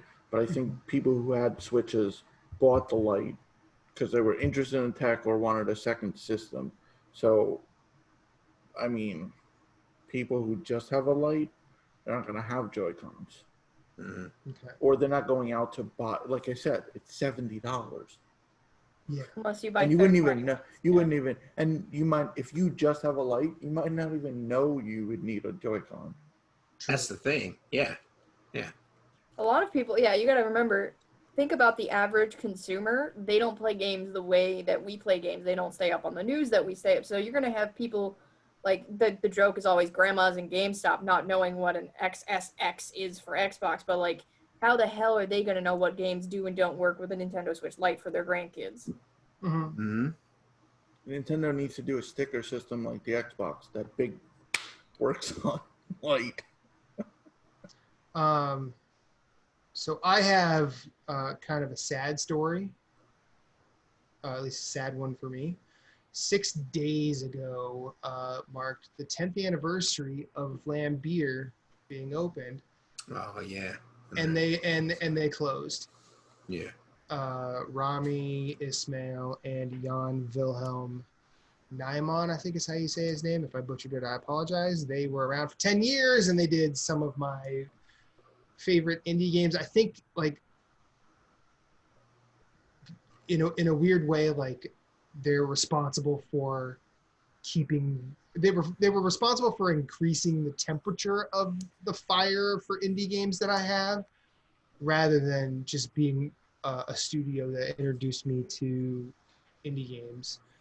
But like games like Loot Trousers, Ridiculous Fishing, Super Crate Box, and the granddaddy of them all, Nuclear Throne. This game this studio is a wonderful factory of good stuff. They leave us with one game that is still to come out, which I think is called Ultra Bugs. Okay, and then they also released some demos that they had never really finished on Steam. But I'm sad to see them go. Yeah. Rami is a wonderful voice in the community, trying to showcase and bring forth smaller developers from places that aren't necessarily, the vogue spots for games. Like, he will go to the Middle East, he will go to Eastern Europe, he will try and foster, a burgeoning community anywhere he can get his hand, anywhere he can set foot. And the man travels a ton. And he also organized a nice bit of Ramadan in Animal Crossing for a good solid month, which was a cool thing to see. People were going to have Ramadan with him nightly for like a week or so. I think that's awesome. Yeah, but it is good that they're closing themselves as opposed to hearing Oh, they got shut down. Yeah. Like they made the decision, the two of them. Yeah, and I think it was predominantly that they didn't like each other, which is interesting. I mean, I guess you could make an argument that like a lot of people can work together creatively without really caring for each other. I mean, that was. What do you think this is? Oh shit! I didn't realize. Well, I mean, if we're gonna end up on the therapist couch, I need to be told some things apparently. Man, I'm getting got all over this episode. Well, fuck you all. I'll drop the green screen. There's a couch back there, and just so. How do you really feel? How do you guys really feel? I feel like this is that. Listen, you came out swinging, and you were joking around with us. No, fair. You know? Like I'm not going to throw a hissy fit. I'm not going to throw a tantrum and walk away, because I have made my bed and I'm going to sleep in it. But I mean, you know. Don't come on. Rami and Jan weren't the only folks, you know, responsible for a lot of Vlambeer's output. I mean, Jukio Kallio, I think is how you say his name. He composed a lot of the soundtracks of the work. Eric Schwark, who composed Spelunky's soundtrack, worked with them. Zach Gage, who was a predominant mobile game developer. He did Good Sudoku as well as Spell Tower. Like, they had, I mean, for as talented as Rami and Jan are, I mean, Jan was responsible for Minute a couple years ago. As talented as those two are, they had fucking cool friends, and they had cool friends that were willing to go on weird journeys with them. I'm thankful for all their output. So. And it's a good game. It's a great game. It's a fucking great game. I mean, it's ever play Minute, Michaela? No. Do you know the concept? I heard of it. If I saw it, I would probably know what you're talking about, but not off the top of my head. You have a minute to do something, but things you do remain that affect. So you have another, but you always start from this. Well, there's multiple points you can start from, but you always start from where you're saved at, and you have to keep going. Mm-hmm. And what's the final trophy? You have to beat it in how long? Well, you have to beat New Game Plus. Yeah. And you have to beat New Game Plus. And New Game Plus, it's only 40 seconds. Yeah, you don't have a minute. Yeah. But, Minute's a fucking good game. But yeah, no, sucks about Vlambeer. I look forward to seeing whatever those two individually do. I know if we could forecast that, you know, everything will be awesome, but I know that at its core, everything will be interesting because they don't put out, they never put out a boring game. You could talk about stuff you didn't like about it, like specifically with Luftrausers, but they never put out a boring game. So I know that wherever they go, interesting things will follow. So I'm gonna miss you, Vlambeer. And apparently I have to go now work out some feelings because my co-host just dropped a bit of a bomb on me. Anything else? No. Nothing else? Why do I feel like something else happened? Because something should have happened at some point with these next-gen consoles? That's probably it. There we go. Yeah, well. The rumors of rumors are happening? In the meantime, I will speak only for myself and say we are all love Blaseball. Moose? Bye. At Story Route Zero, we have some cool friends who do some cool things, and I'd like to tell you about them. Phoenix Overdrive uses the power of games and gamers to help heal sick kids through the charity Extra Life. Phoenix Overdrive fundraises for Children's Miracle Network hospitals all year, every year, and the fund culminates in a 24-hour gaming marathon. Find out more about their events and projects online via Facebook at facebook.com/Phoenix Overdrive or on Twitter and Instagram at PHX_Overdrive. You can also join the Facebook group of Pawn Stars at facebook.com/groups/PO Nation in order to share and discuss all the latest in nerd culture. They've also got a podcast, Nerd Overdrive, which you can see weekly at youtube.com/Phoenix Overdrive. You can also catch it on Facebook Live or twitch.tv/PHX_Overdrive. That podcast is also published on Apple Podcasts, Google Play, and Stitcher. You want merch? They got merch. Merch can be ordered from tinyurl.com/PHXODmerch, a portion of which goes to their fundraising efforts. Join the nation and be a hero to sick kids, as El Capitan Rey Osorio, Lee the Maestro, and Becky, the lovely queen of the guild, always say, #Rise Above.